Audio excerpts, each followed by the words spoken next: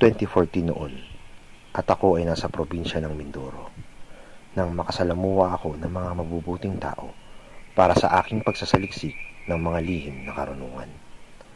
Itago na lamang natin ang kapitan na ito na Kapitan Mario. Si Kapitan Mario ay namamahala ng isang maliit na barangay sa Bako na nakilala ko noon sa talon ng Alpaparay. Isang linggo bago magmahal na araw, lagi akong naliligo at nag-grounding sa napakalinis sa talon na ito at napansin ni Kapitan ang aking pagme-meditate at nagwika ng, "Awatoy, baka lapitan ka ng mga laman lupa niyan," saad ng matanda. Nagwika naman ako ng, "Ay, yun nga po ang nais ko para makita sila." Natawa naman ang Kapitan at lumapit sa akin at nagwika ng, "Kung gusto mo makakita nun, aba, dapat hapon hanggang gabi ka nandirito." Dala ng aking kuryosidad, ay bumalik ako kinahaponan at nagdala ng tent para matulog sa paanan.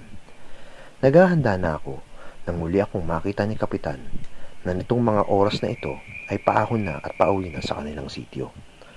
"Toy, tinutuo mo Halika at doon ka na sa amin magtabi ng iyong mga gamit at may pupuntahan tayo," wika ng matanda.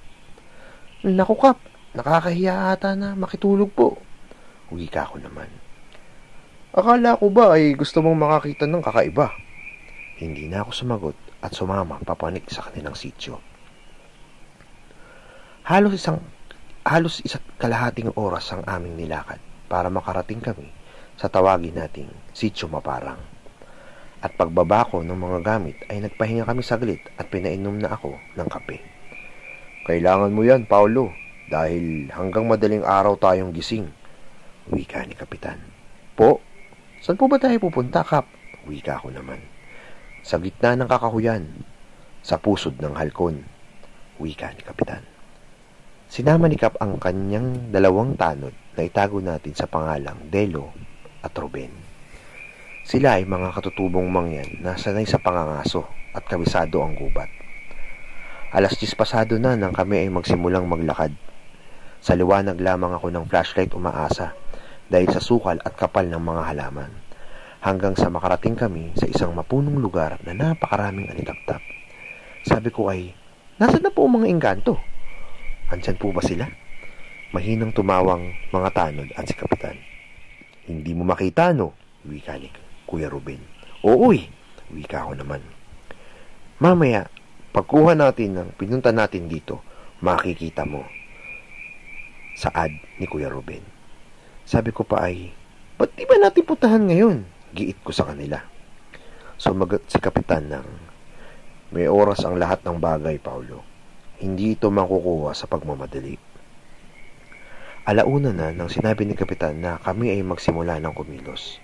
May inusal siyang salita na E, D, G, O. At kami ay sumuot na sa masukal na halamanan, papunta sa isang puno na halos 7 talampakan lamang ang taas. Sabi ni Kapitan, kailangan madilim na madilim pag pumasok tayo sa ilalim, para hindi tayo magaya sa mga hayop na yan. Tinuro niya yung mga patay na hayop sa ilalim ng puno. Sa ilalim kasi nun ay marami mga buto ng mga hayop. Ayon kay Kapitan, ito ay mga hayop na tumigas at hindi na nakaalis sa ilalim ng puno na tinatamaan ng anino nito. Kaya sa gitna ng kadiliman, sumuot kami pahiga at ang pagpasok namin sa ilalim ay naramdaman ko ang isang nakakakalmang klima. Parang lamig ng aircon at init ng araw sa pagbubukang liwayway. Nang nagsimulang magsalita si Kapitan ng, "Mabuting kaibigan, manghihingi kami sa iyo ng iyong kahoy na magagamit sa paggawa ng kabutihan." Unti-unting naglabasan ng mga alitaptap ng puno at animoy inaalog ang ibabaw nito. At mula doon, nahulog ang isang itim na kahoy na may halos 6 na pulgada lamang ang laki. At sabi ni Kapitan na, "Sige, hawakan mo, tas titigan mo ang paligid." At doon ko sinimulang nakita ang mga nilalang sa paligid. Napakaraming naman lupa. Para silang mga unano sa isang resto bar na naglalaro. May mga espiritu din na ang tawag ay lambana na nasa mga puno. Subalit ang puno na kung tawagin ay sinukuan ay hindi ko makitaan ng laman.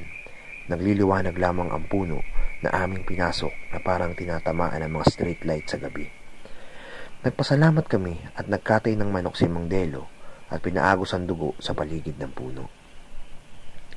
4:00 na ng umaga nun. Pagbaba ko ay may mas lalo akong ginanahang mag-aral dahil sabi ni Kapitan, tatawagin ka ng tungkulin mo na yan pagtagal. Kaya ito ang panimula ng aking paglalakbay sa mundo ng espiritual.